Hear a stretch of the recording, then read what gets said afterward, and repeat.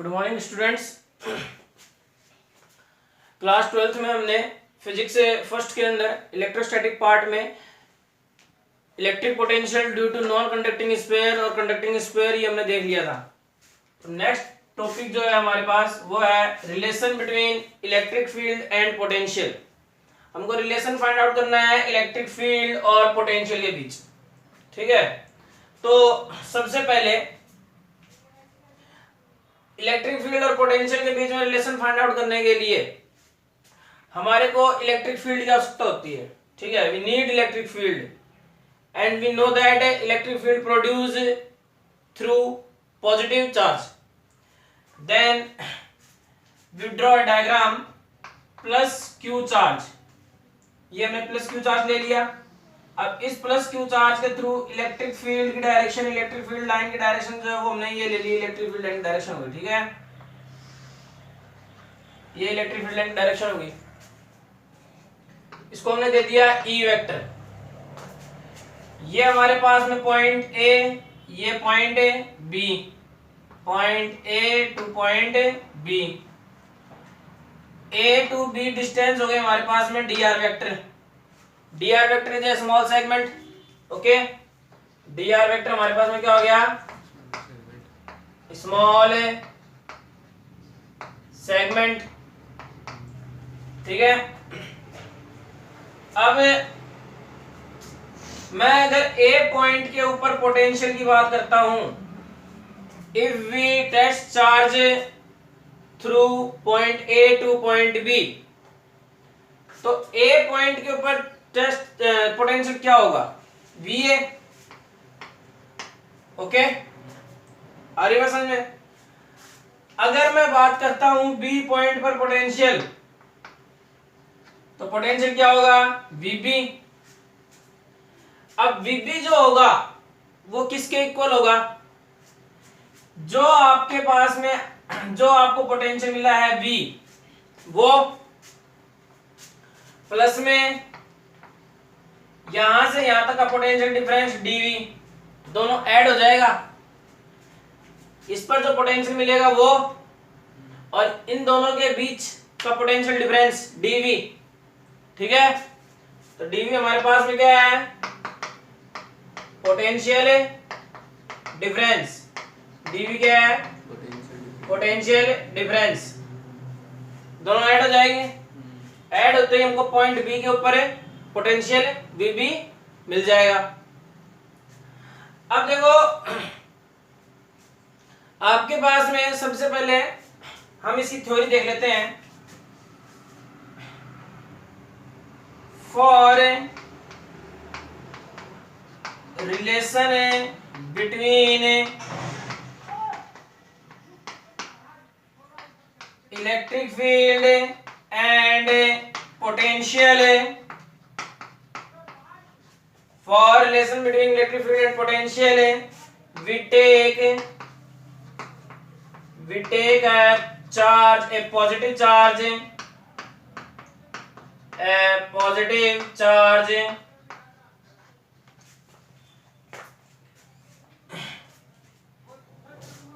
which is produce electric field, which is produce electric field। अरे बस हमने 2 point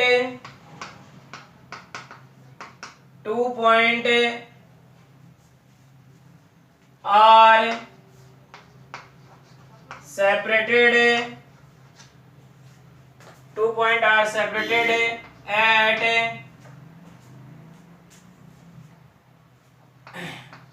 any electric field through charge। Okay, ठीक है। दो आपके पास में पॉइंट हैं जो सेपरेटेड हैं किसी भी इलेक्ट्रिक फील्ड में, जो चार्ज के थ्रू है इलेक्ट्रिक फील्ड। ठीक है, अब आपके पास में देखो, ये जो सेपरेट ए पॉइंट और बी पॉइंट है, इनके बीच की डिस्टेंस कितनी है? D R. ठीक है। देन विच डिस्टेंस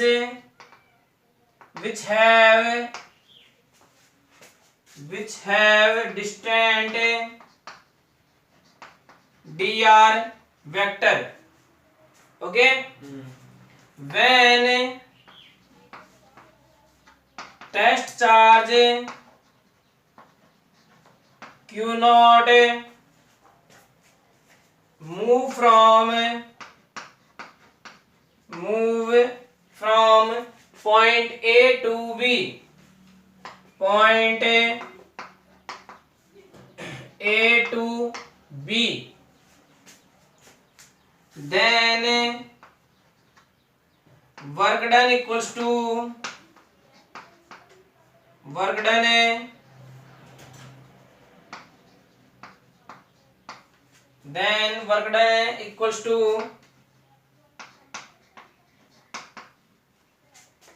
पोटेंशियल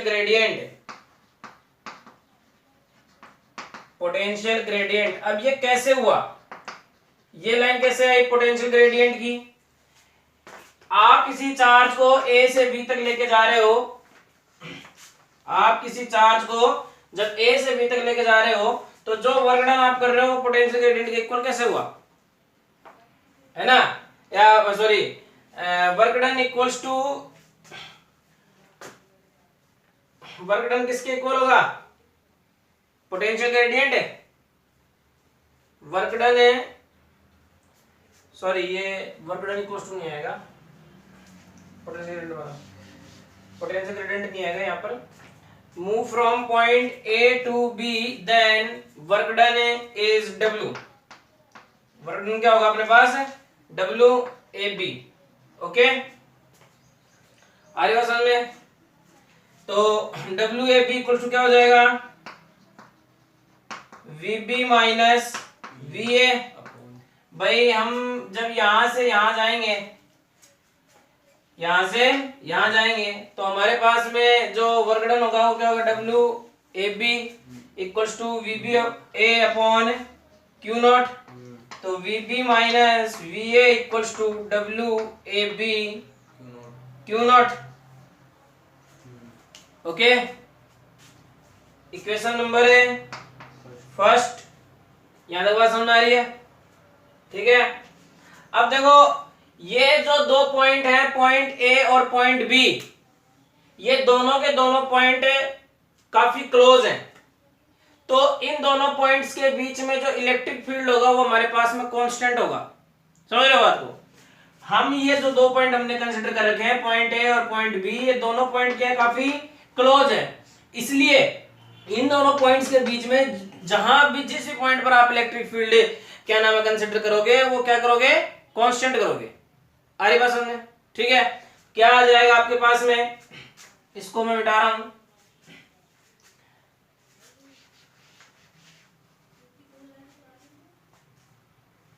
यहां से देख लेते हैं एक बार। Point A and point B is very close, so electric field between points are constant। तो इलेक्ट्रिक फील्ड क्या हो जाएगा? दोनों पॉइंट्स के बीच में कांस्टेंट हो जाएगा। ठीक है, यहां तक बात समझ में आ रही है? तो हमारे पास में देखो, जब हम किसी टेस्ट चार्ज को यहां से यहां लेकर आ रहे हैं तो हम इलेक्ट्रिक फील्ड के अपोजिट डायरेक्शन में वर्क कर रहे हैं। ठीक है, तो अपोजिट डायरेक्शन में वर्क कर रहे हैं तो हमारे पास में क्या हो जाएगा? सबसे पहले तो वर्क इक्वल्स टू क्या होता है? वर्क इक्वल्स टू क्या होता है? Formula force into displacement. ठीक है, तो इसको मैं यहां से मिटा रहा हूं। ठीक है,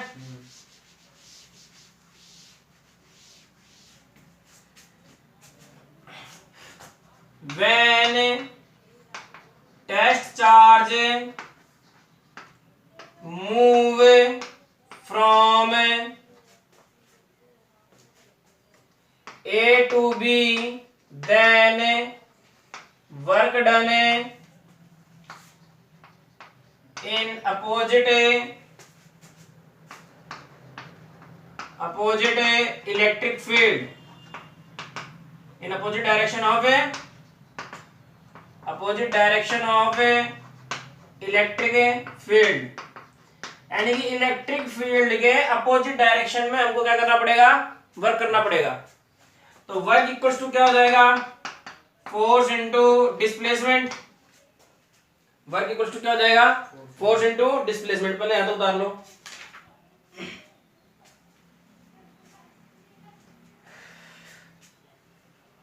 ठीक है,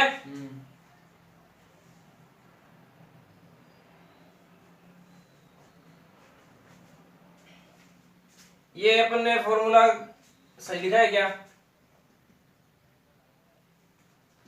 V equals to W upon Q naught होता है कि W equals to V upon Q naught होता है। फिर फॉर्मूला गलत लिखवा देते हो, क्या आ जाएगा,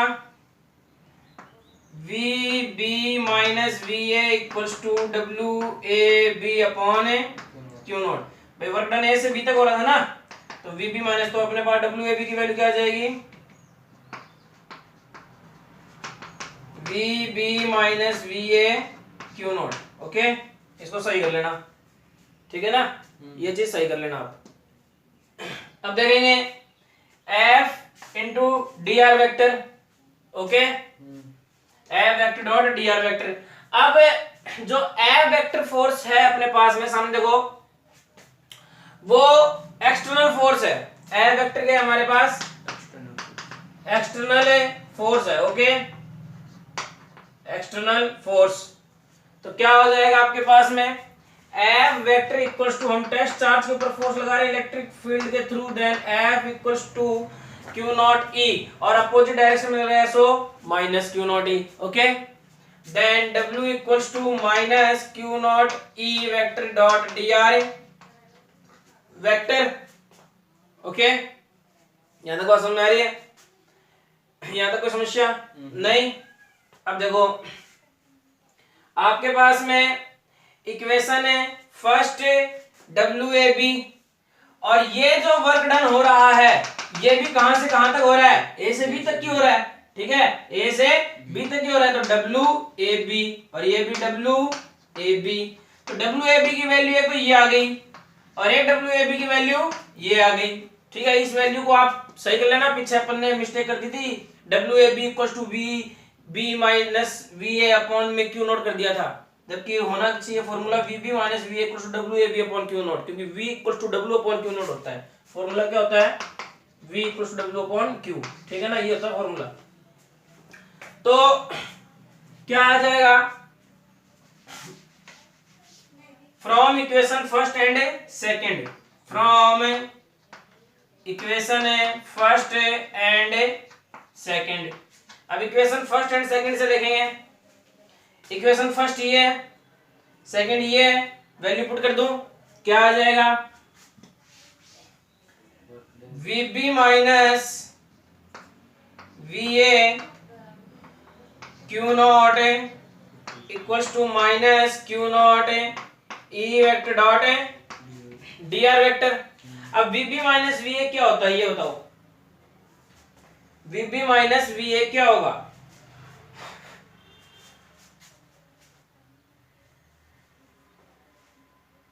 DV होगा, A से B dr डिस्टेंस, तो 20 और A के बीच में पोटेंशियल कितना हो गया, DV, पोटेंशियल डिफरेंस होगा। हाँ, पोटेंशियल डिफरेंस कितना हो गया, DV। आई बात समझ में। अच्छा, आपके पास में अब देखो यहां से देखेंगे,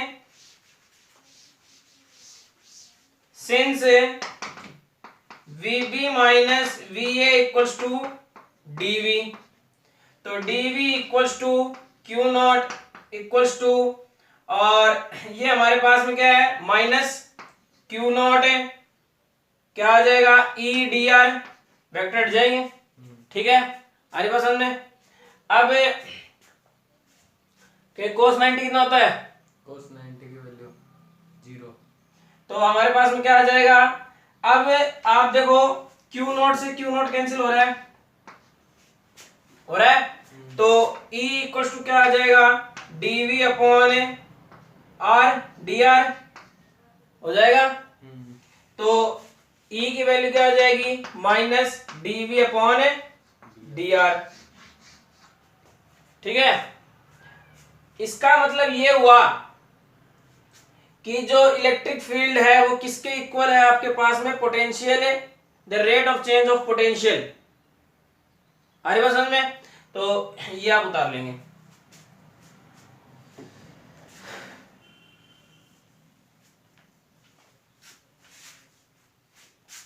इसका रिजल्ट लिख लेंगे,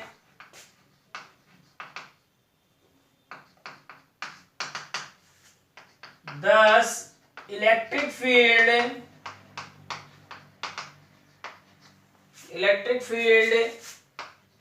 at any point is equal to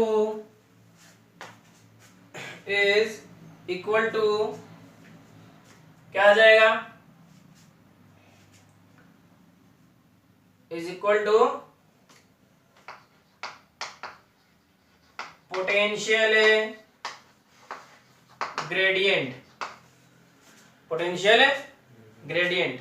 ठीक है, ग्रेडियंट आपके पास में क्या होता है, देखो ग्रेडियंट का मतलब ये होता है कि आपको दे रखा है प्लस क्यू चार्ज, अब इसके थ्रू इलेक्ट्रिक फील्ड लाइंस पता नहीं कहां तक, अपने को नहीं मालूम, हम किसी यूनिट डिस्टेंस के ऊपर निकाल रहे हैं, किसके ऊपर निकाल रहे हैं, यूनिट डिस्टेंस के ऊपर निकाल रहे हैं, dr के ऊपर। ठीक है, तो वो क्या निकल जाता है, ग्रेडियंट निकल जाता है, उसमें क्या निकल जाता है, ग्रेडियंट। आ रही बात समझ में, ठीक है, इसको उतार लेंगे। इसके बाद में हम देखेंगे आगे, is equal to negative line, negative of the potential, negative of the potential, negative है ना, negative of the potential gradient, ये लाइन लिख लेना। ये रिजल्ट हो गया आपके पास में, thus electric field at any point is equal to negative of the potential gradient. Electric field जो है वो किसके इक्वल है, negative of the potential gradient के इक्वल है। ठीक है, अब इसको देंगे इक्वेशन नंबर 3। ओके, आ रही बात समझ में। अब फ्रॉम इक्वेशन 3 इसको बेटा दो ना, फ्रॉम इक्वेशन 3, तो dv की वैल्यू बोलो कितनी आ जाएगी, dv इक्वल्स टू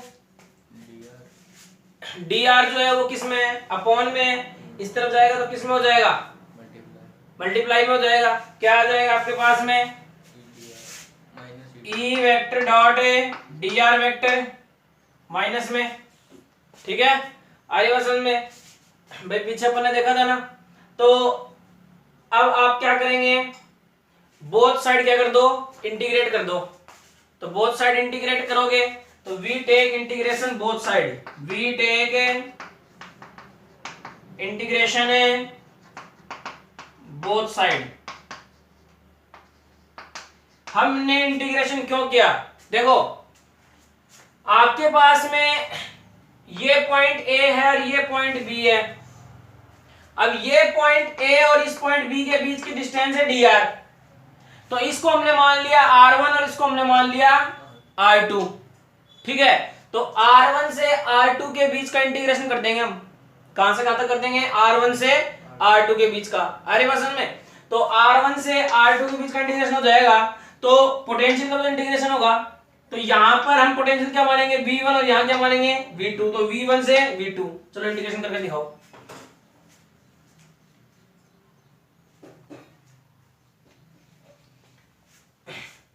इंटीग्रेशन करोगे v1 to v2 dv equals to और r1 to r2 e vector dot dr vector. ठीक है, अब dv का अपने पास में, dv की वैल्यू क्या हो जाएगी, डीवी की वैल्यू क्या हो जाएगी इंटीग्रेशन में, मैं यहां लिख देता हूं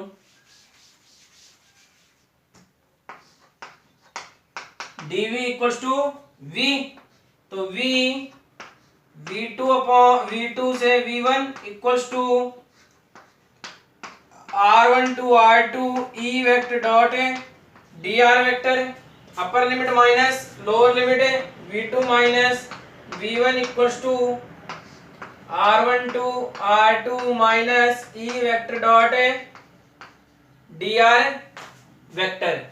ठीक है, if r1 point situated at infinity, if r1 point situated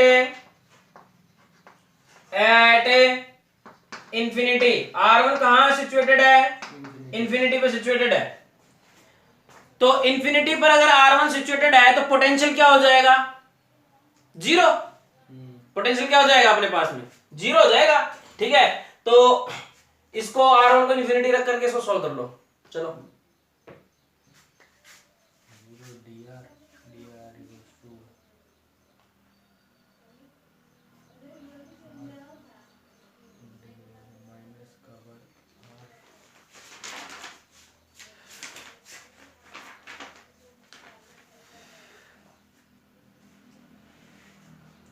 कर लोगे ना, जीरो हो जाएगा, वो dr आ जाएगा। भाई सिंपल है, r1 को आपने कहा मान लिया इंफिनिटी पर, ठीक है, और r2 क्या मान लिया आपने r, देन v1 क्या हो गया जीरो एंड v2 क्या हो गया v।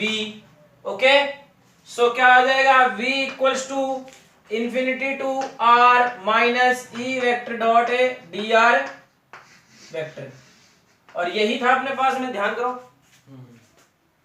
यही निकालना था अपन पीछे, है ना, ये हो गया, माइनस आप बाहर ले लेना, एक ही बात है, ये अगर नहीं लेना तो माइनस आप बाहर लगा सकते हो। ठीक है, तो क्या आ जाएगा आपके पास v equals to minus infinity to r e vector dot dr vector. ठीक है, अब इसके बाद में एक इससे रिलेटेड न्यूमेरिकल देख लेंगे। न्यूमेरिकल है find the electric field, find the electric field between two metal, find the electric field between two metal plates 3 mm apart, plates 3 mm apart।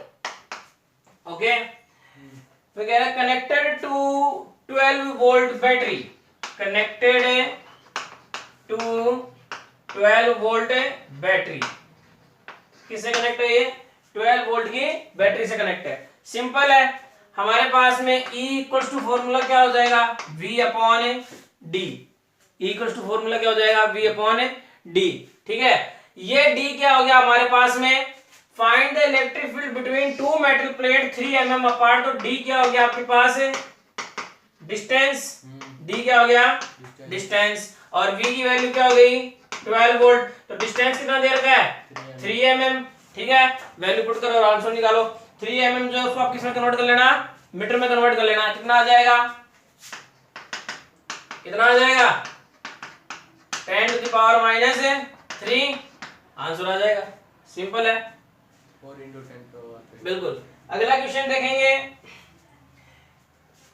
अगला क्वेश्चन है आपके पास में calculate the voltage needed to, calculate the voltage needed to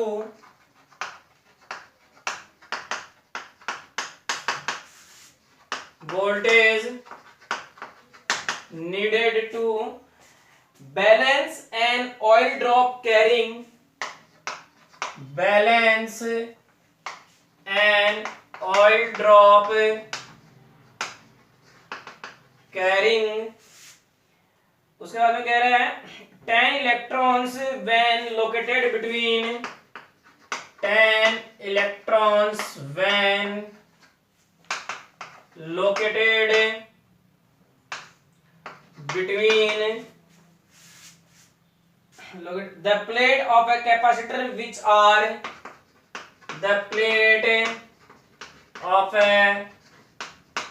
capacitor which are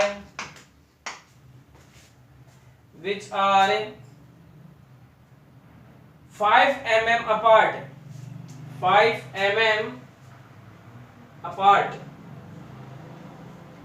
5 mm apart G equal to कितना लेना है आपको 10 metre per second square the mass of oil drop is question दे रखा है the mass of oil drop is 3 into 10 to the power minus 16 kg okay देखो आप सबसे पहले कैलकुलेट करना है आपको the voltage needed to balance voltage calculate करनी है यानी कि अपने को क्या फाइंड आउट करना है V needed to balance an oil drop carrying 10 electrons number of electrons कितने दे दिए 10 when located between the plate a capacitor which are 5 mm apart तो डिस्टेंस कितनी दे दी 5 mm इसको आप मीटर में कन्वर्ट करोगे 5 into 10 to the power minus 3 उसके बाद में दे दिया आपको G की वैल्यू कितनी दे दी 10 मीटर पर सेकेंड स्क्वायर ठीक है इसके बाद में आपको क्या दे दिया the mass of oil drop is mass m की वैल्यू कितनी दे दी आपको 3 into 10 to the power minus 60 ग्राम ये दे दिया तो सबसे पहले आपको वोल्टेज फाइंड आउट करना है then E equals to V upon D then V equals to ED होता है ये होता है ना तो इसके लिए आपके पास में एक E की वैल्यू अपने को फाइंड आउट करनी पड़ेगी E की वैल्यू दे रखी है क्या 10 इलेक्ट्रॉन दे रखे 10 इलेक्ट्रॉन E की वैल्यू हो गया N की वैल्यू है Q equals to N से फाइंड कर लेंगे तो Q equals to N करो वैल्यू यहाँ पर वैल्यू पुट करो